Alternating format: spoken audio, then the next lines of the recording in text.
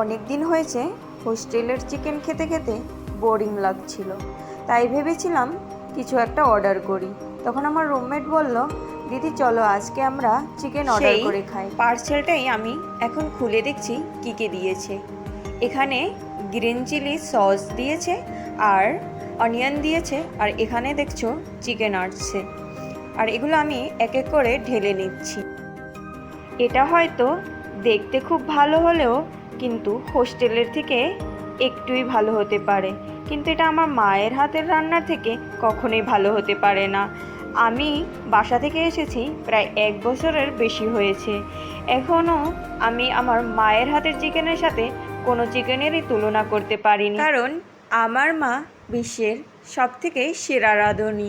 সে chicken হোক আর আলু সিদ্ধ ভাত, সেটাই আমার কাছে খুব পছন্দের আর আমার খুব ভালো লাগে খেতে।